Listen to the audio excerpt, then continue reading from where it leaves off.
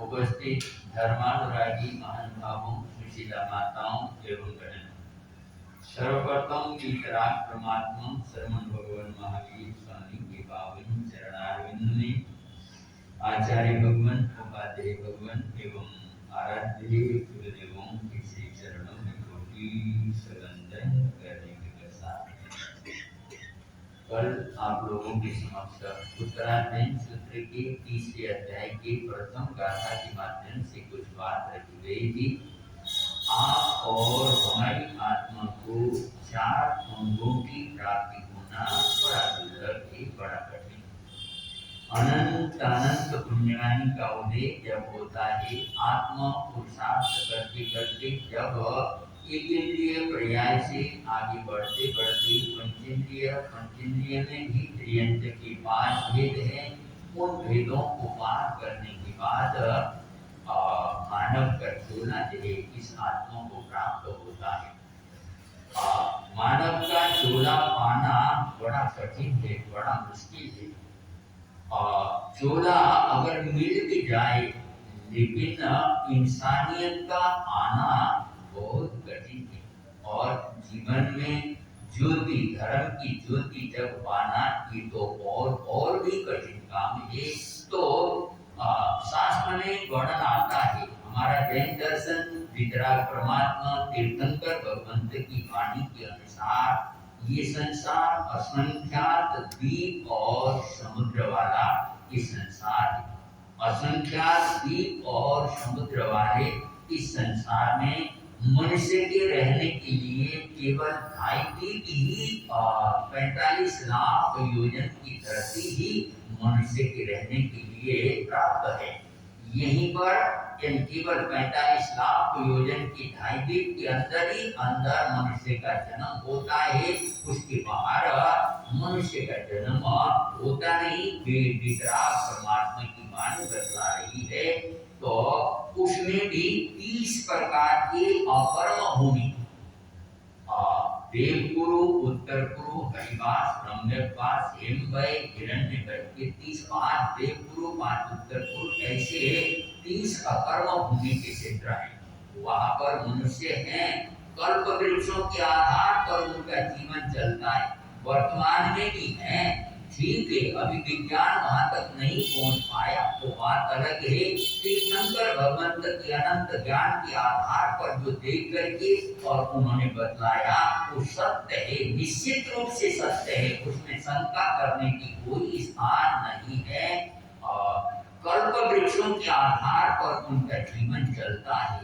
दुख नाम की चीज वहां पर कोई नहीं है, ना कोई लड़ाई झगड़े है, ना कोई असमाधि है, ना वहां पर सांप है, ना वहां पर बिच्छू है, ना वहां पर कीड़े मकोड़े ऐसे मक्खी मच्छर आदि, यानी कि इतना सुखद, इतना आनंद में वहां का जीवन है। लेकिन कर्म भूमि भी नहीं है, ना वहां पर खेती है, ना वहां पर दुकान है, ना वहां पर फैक्ट्री है, और कुछ भी कर्म वहां पर होता नहीं। 10 प्रकार की कल्प वृक्ष, और ये उन 10 प्रकार के कल्प वृक्षों के आधार पर उन मनुष्य की संपूर्ण आवश्यकता की पूर्ति होती। पाप कर्म वो कुछ भी करते नहीं, इसीलिए वो काल करके देव जगत में चले जाते हैं। लेकिन वहां पर कुछ भी आत्मा उत्थान के लिए धर्म कर्म करने का कोई चांस वहां पर नहीं। और 56 अंतर्द्वीप जो कि समुद्र के अंदर, लवण समुद्र 1 लाख योजन का जम्बूद्वीप, उसके बाहर 2 लाख योजन का लवण समुद्र के अंदर 56 अंतर्द्वीप, वहां पर भी युगलीय मनुष्य रहते हैं। लेकिन वो एकांत मिथ्या दृष्टि जीव ऐसा वर्णन आता है, और वहां पर तो धर्म कर्म होने का कोई सवाल ही नहीं है। तो मतलब मनुष्य का क्षेत्र होने पर भी वो 56 अंतर्द्वीप, वो 30 अकर्म भूमि, और वहां पर कुछ भी आत्मा उत्थान का, जीवन के कल्याण का कोई मार्ग वहां पर हो नहीं सकता है। केवल 15 कर्म भूमि, 15 भरत क्षेत्र के, 5 ऐरावत क्षेत्र के, 5 और महाविद्य क्षेत्र के 5, ये 15 कर्म भूमि के क्षेत्र शास्त्रकार ने बतलाया है। ये कर्म भूमि के क्षेत्र में जन्म लेने वाले, वो भी आर्य देश में आर्य परिवार में जन्म होना, और अनंत अनंत पुण्यवानी के आधार पर ही और आत्मा को और मनुष्य का चोला और आर्य देश के अंदर जन्म होता है। और मनुष्य के जीवन के संदर्भ में विभिन्न चिंतन करने वाले मनुष्यों ने वेद वेदांग के माध्यम से या उपनिषद आदि के माध्यम से या वैदिक साहित्य में और बौद्ध साहित्य में और जैन दर्शन के अंदर तो भरा पड़ा है कि मानव जीवन की दुर्लभता, मानव जीवन की कठिनाई, और रामचरित मानस के अंदर गोस्वामी तुलसीदास ने कहा है, नरतन सम नहीं कवनिय दे, जीव चराचर जाचत ये, नरक स्वर्ग अपवर्ग निशानी, ज्ञान विराग भक्ति शुभ देनी। क्या बतलाया? नर्तन के बारे में बतलाया, नर्तन सम नहीं कवनिय देहि, और संसार के अंदर मने प्रकृति के और चितेरे के नाम से जाने जाने वाले हिंदी साहित्य के और पंत कवि, उन्होंने कहा, सुंदर है विहग सुमन सुंदर, और पर मानव तुम सबसे सुंदर हो। क्या कहा? सुंदर है विहग, विहग कहते पक्षियों, कुदरत की देन, ऐसी ऐसी पक्षियां भी देखने में एक ही और पक्षी के शरीर के अंदर 5-5 कलर ऐसा, और 7-7 कलर। मोर जब नाच रहा होता है पंख फैला करके, उनकी पंखों की कलाकृति की तरफ देखिए, कुदरत की देन, यानी नाम कर्म कुछ ऐसा लेकर के आया, ऐसी खूबसूरती जैसे आसमान में बरसात हो रही हो और दूसरी तरफ से धूप भी खिल रहे हो, वहां पर बरसात और धूप के योग से इंद्रधनुष क्या हो जाता है, तैयार हो जाता है। इंद्रधनुष की तरह मोर के वो पंख खूबसूरती उन पंखों के अंदर, और बहुत सारे और चिड़िया भी इसी तरह की खूबसूरती को लिए हुए होते हैं। और उद्यान में जाकर के आप फूलों को देखिए, प्रकृति किस तरह से एक ही फूल के अंदर चार चार पांच पांच कलर, और इतने व्यवस्थित रूप से वो कलर आदमी देख करके कि हैरान, या कैसा क्या कुछ कारीगरी है प्रकृति की, और ये उस जीव के नामकरण का कैसा सुंदर योग है, कितने खूबसूरत है, सुंदर है। विहग, विहग माने पक्षी बहुत सुंदर है। सुमन सुंदरा, सुमन माने फूल, और फूल भी एक से एक बढ़कर के बहुत सारे सैकड़ों हजारों प्रकार के फूल, वो भी सुंदर। पर मानव तुम सबसे सुंदरतम, हे मानव तुम सबसे सुंदर हो। और ये प्रकृति में, और ये ऐसा सुमित्रा नंदन पंत प्रकृति के चितेरे कवि ने, और उसको नहीं मनुष्य श्रेष्ठतरम भी किंचित, और उपनिषद के ऋषियों ने कहा मानव से बढ़कर के श्रेष्ठतर और कोई भी दुनिया के अंदर नहीं है। वैसे शक्ति के हिसाब से देखा जाए, सुंदरता के हिसाब से देखा जाए, और वैभव के हिसाब से देखा जाए, मानव की और देवता की कोई तुलना नहीं की जा सकती है। और मानव के रूप और सौंदर्य से करोड़ों नहीं अरबों खरबों गुना अधिक रूप और सौंदर्य को धारण करने वाले देव होते हैं। उन देवों के मुकुट के अंदर जड़े हुए वो हीरे जवाहरात की धरती के वैभव को देकर के हम खरीदना चाहे तो भी हम खरीद नहीं सकेंगे। ऐसे ऐसे हीरे जवाहरात उनके मुकुट के अंदर जड़ा हुआ है। भगवती सूत्र में, वृंदावना सूत्र में और शास्त्र में यत्र तत्र वर्णन आता है कि और महर्दिक यानी रिद्धि संपन्न देव इतनी शक्ति रखते हैं, एक चुटकी बजाने जितने या एक दो तीन शब्द गिनने जितने समय में 1,00,000 योजन का ये जम्बूद्वीप, इस जम्बूद्वीप को 21 चक्कर वो लगा चुके होते हैं। उनकी गति कैसी होगी, और देवता भी, और देवता के अंदर ऐसी ऐसी ताकत, ऐसी ऐसी शक्ति होती है। लेकिन आप और हमारे अंदर जो ताकत है, जो शक्ति है, वो शक्ति यानी आध्यात्म की, आत्मा के विकास की और ये जीवन के उत्थान की जो ताकत आप और हमारे अंदर है, वो ताकत उन देवों के अंदर नहीं है। उस आधार पर मानव के जीवन को और ये सबसे महत्वपूर्ण और सबसे कीमती और बेशकीमती जीवन कहा गया है। एक लोहे का टुकड़ा, समझ लो आधा किलो लोहा, बाजार में आज 60-70 रुपए जितना भी रुपए किलो लोहा बिकता होगा। अगर आधा किलो लोहा है तो 35 या 40 रुपया जो भी बाजार का भाव होगा, ये आप लोग जानते हैं और हमारा काम नहीं, हमको अनुमान बोल रहे हैं। तो ये वो 30, 35 या 40 रुपए में वो लोहा दे दीजिएगा। अगर उसी आधा किलो या किलो वो 60-70 रुपए का लोहा, किलो भर लोहा, उसको लेकर के लोहा की भट्टी में जाकर के और उसको घोड़े के नाल, जो घोड़े के पैरों में और पैर घिस न जाए इसलिए जो और ये ठोक दिए जाते हैं, वो जो अगर बनाए जाए तो उसका कीमत और बढ़ जाए। सामान्य लोहे की जो कीमत थी उस कीमत में उसके 5-10 गुना अधिक उसका कीमत बढ़ जाएगा। अगर उसी 1 किलो लोहे के और सुइयां बनाकर के अगर बेच दिया जाए,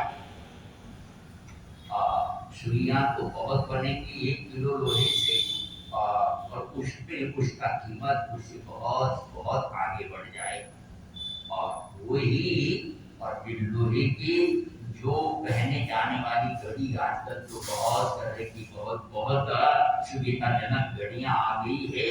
और घड़ी वहीं पर फोन की घड़ी से ही बात करती हुई कि देखा है।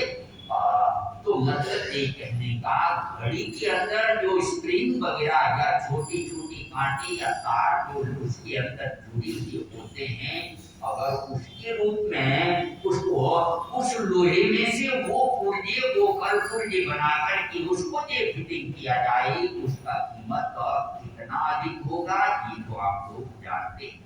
और उसी लोहे के अगर रेडियो के पुर्जों के रूप में, अब रेडियो थोड़ा कम हो गया मोबाइल आने के बाद, और ये मोबाइल के भी अंदर क्या क्या रहते वो पुर्जे वगैरह, उसके रूप में आज है, अगर उसको जोड़ दिया जाए तो 10,000, 15,000 और 50,000, 75,000, लाख, 2 लाख, पता नहीं कैसे कैसे आज मोबाइल आ गए हैं।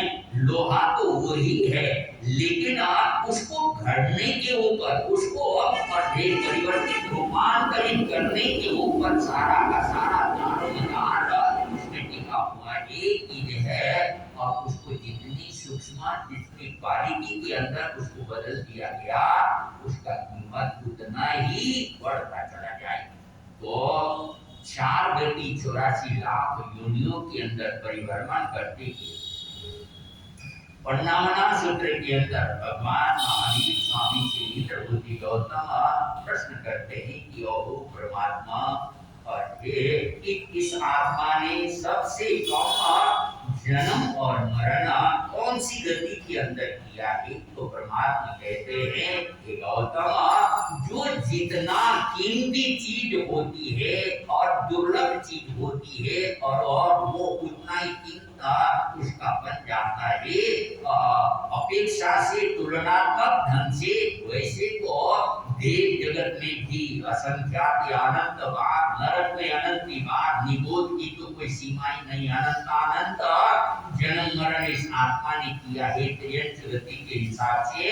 और मन वैसे मनुष्य तुलनात्मक ढंग से मानव का चोला, हालांकि इस आत्मा ने मानव का चोला भी असंख्यात अनंत बार पाया है, लेकिन तुलनात्मक ढंग से देखा जाए तो मानव का चोला सबसे दुर्लभ, सबसे कठिनाई से प्राप्त होने वाला है। तो ऐसा चोला आप और हम सबको पुण्याई के शुभ कर्म के आधार पर ये प्राप्त हुआ है, तो इसके कीमत को हम पहचान करके और इसके लाभ लेने की तरफ आगे बढ़े।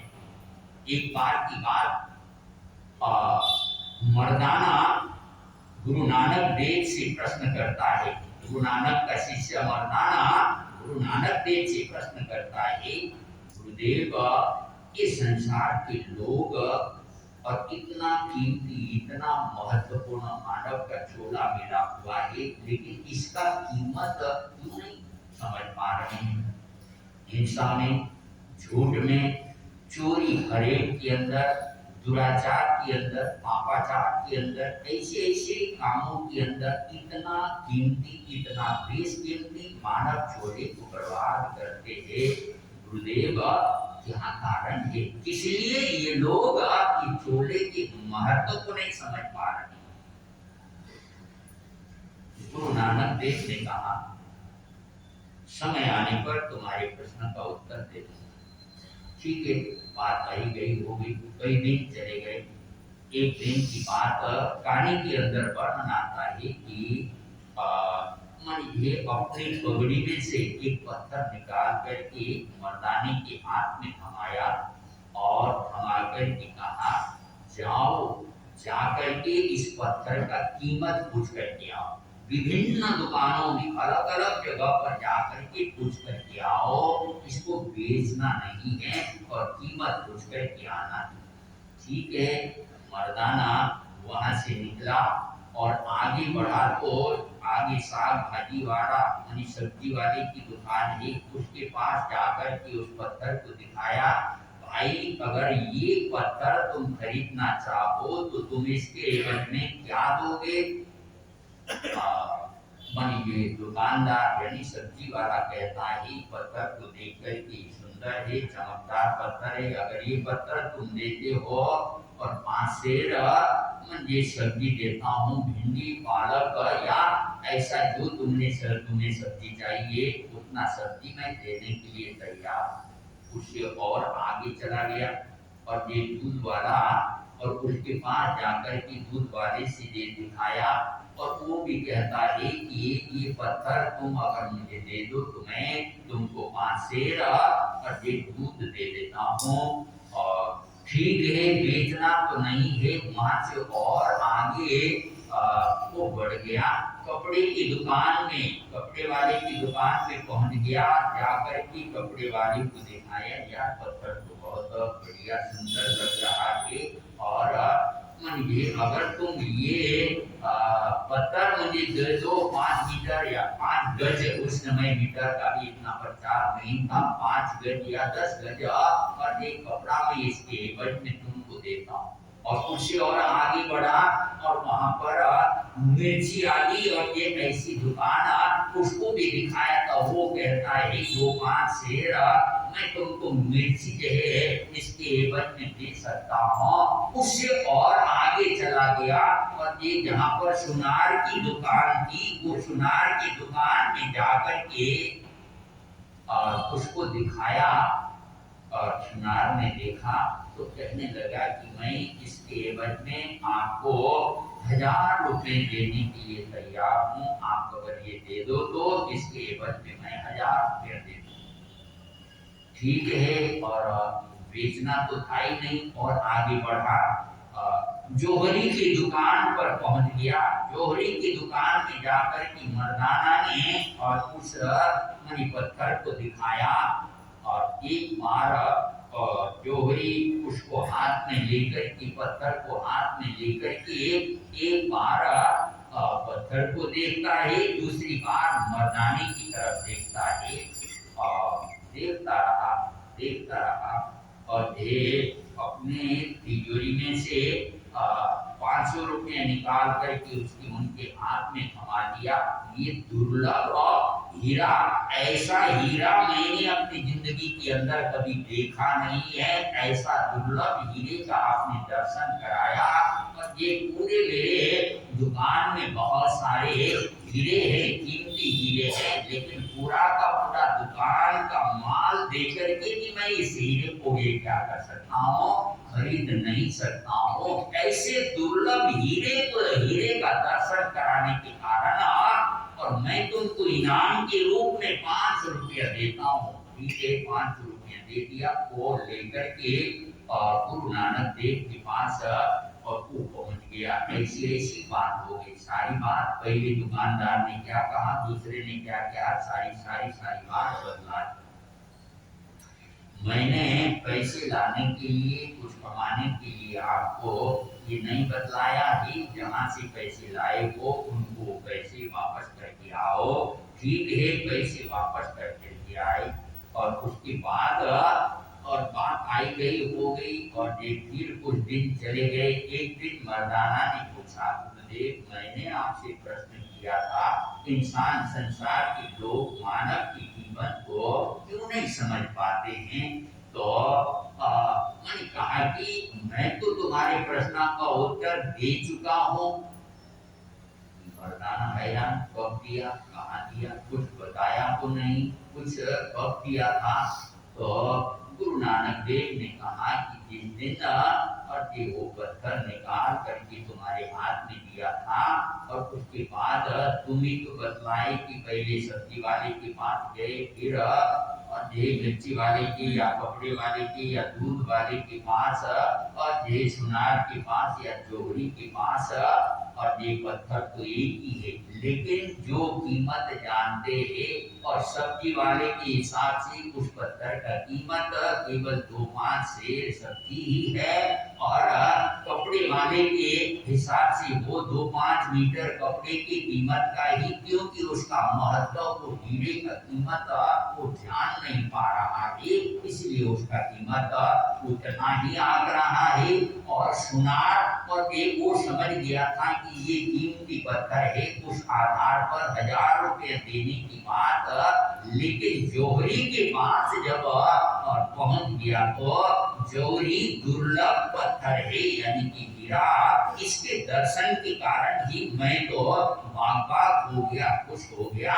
उसकी ये इनाम 500 रुपये तुमको देता हूँ। तो मतलब ये कहने का कि संसार के लोग भी जैसे वो दुकानदार, विभिन्न दुकानदार अपने अपने ढंग से उसका कीमत आंकते हैं, उसी तरह से मानव के चोले का महत्व समझ न पाने के कारण इस चोले से क्या कुछ किया जा सकता है, इस चोले से क्या कुछ पाया जा सकता है, और उसको न समझ पाने के कारण आप लोग ये संगमरमर की कुर्सी के अंदर बैठे हुए हैं, साफ सुथरी, और एक अगर आसन नहीं भी बिछाए तो भी मजे से आप लोग यहाँ पर बैठेंगे, आपके कपड़े खराब नहीं हो।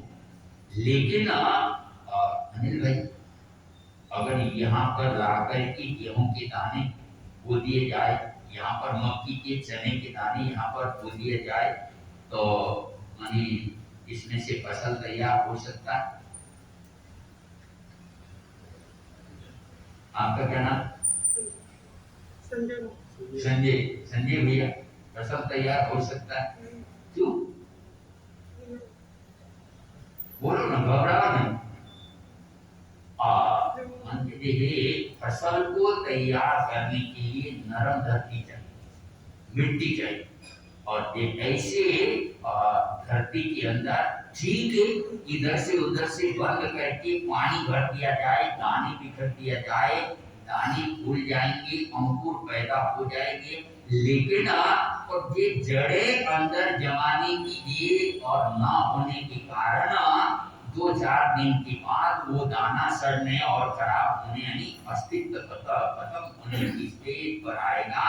लेकिन वो दाना यहाँ पर फसल के रूप में देखा हो सकता है, उग नहीं सकता है, लेकिन वो ही दाना काली मिट्टी हो, कलोटी मिट्टी हो, गांव के लोग वहीं पर जाकर के निपटने का काम करते हो, गंदगी भरा हुआ हो, वो गंदगी भी हो अनाज के लिए, वो दानों के लिए, तो खाद का काम, और देख वहां से और देख पौधे पैदा हो करके और उसमें से समय आने पर फसल, तो ये मानव का चोला देव जगत वैसा ही सिंगमरमर की धरती की तरह, वो वैडूर्यमणि की धरती की तरह है। वहां पर धर्म ध्यान के बीज नहीं बोए जा सकते हैं, वहां पर कोई आत्मा कल्याण के फसल वहां पर उगाए नहीं जा सकते हैं।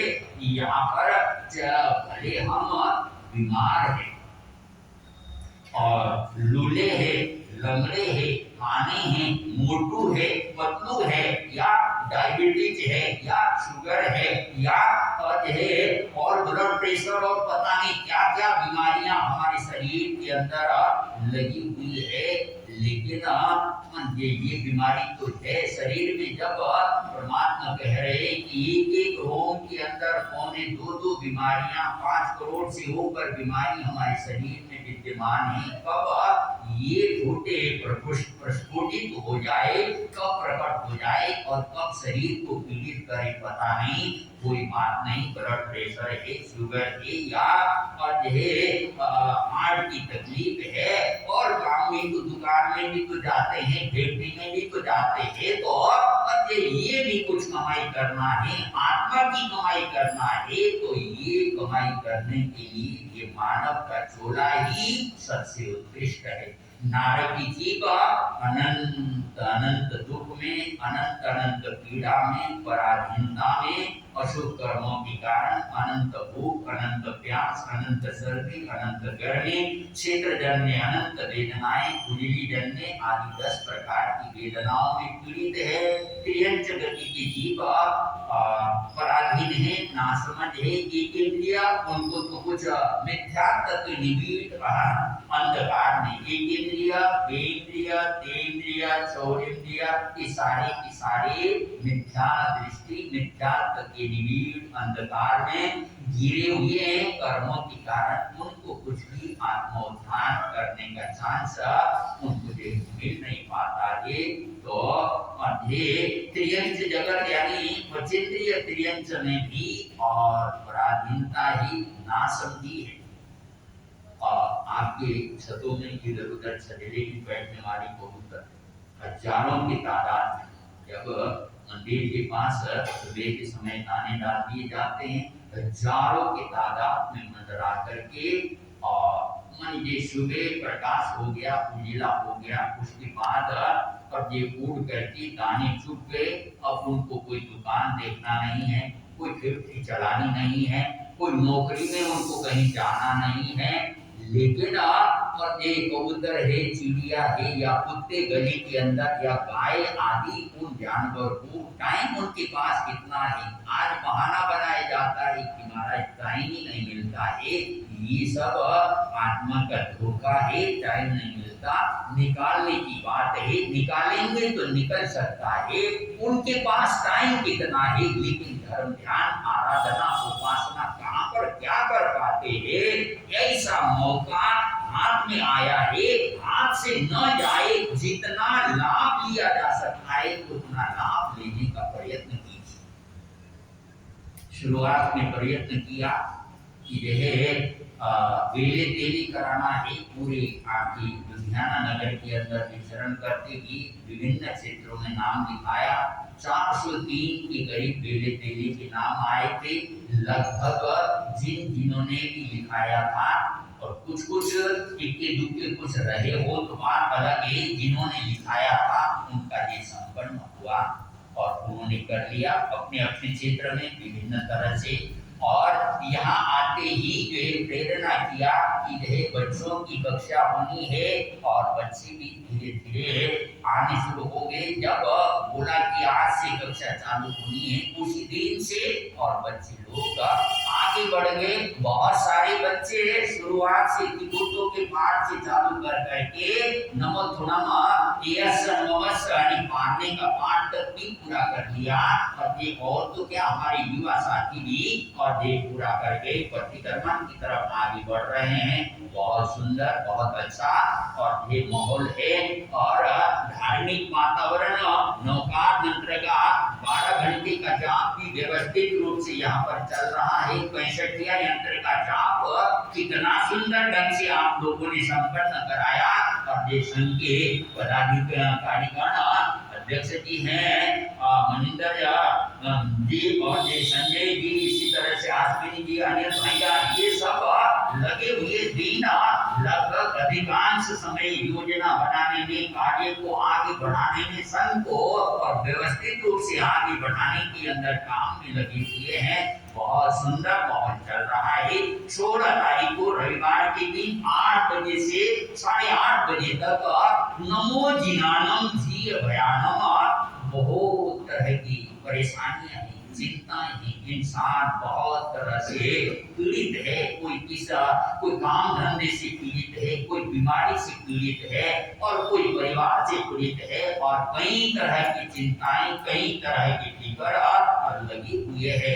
उस आधार पर आधे घंटे का नमो जिनानम जी अभयानम, नमो जिनानम जी अभयानम का जाप यहाँ पर प्रदेश संपन्न होना है। सभी के सभी अधिक से अधिक भाई और बहनें यहाँ पर उपस्थित रहेंगे। और रविवार का दिन होने के नाते छुट्टी का दिन बच्चों को, बच्चियों को भी, जितने भी पाठशाला के और बच्चे बच्चियां हैं, उन सबने भी और ये उसमें जाप में भाग लेना है। बहुत सुंदर माहौल के साथ आधे घंटे का जाप और 1 घंटे का लगभग प्रवचन, यानी कि 8 से 9:30 बजे तक, 8:30 तक जाप और 8:30 से 9:30 लगभग प्रवचन का कार्यक्रम रहेगा। और इसी तरह के कुछ न कुछ गतिविधियां आगे बढ़ती रहेगी।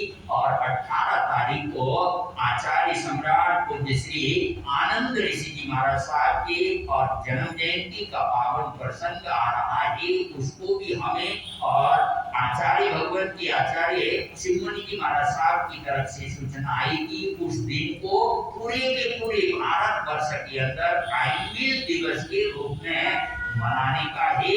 और उस आधार पर सभी संत, सभी साधवियां और जहां जहां पर भी विराजमान है और प्रेरणा दे और ये टाइमवेल की तपस्या।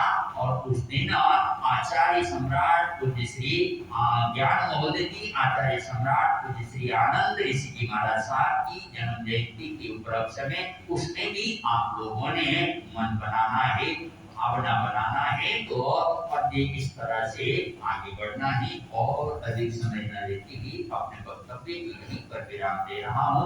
5-5 नवकार मंत्र का उच्चारण।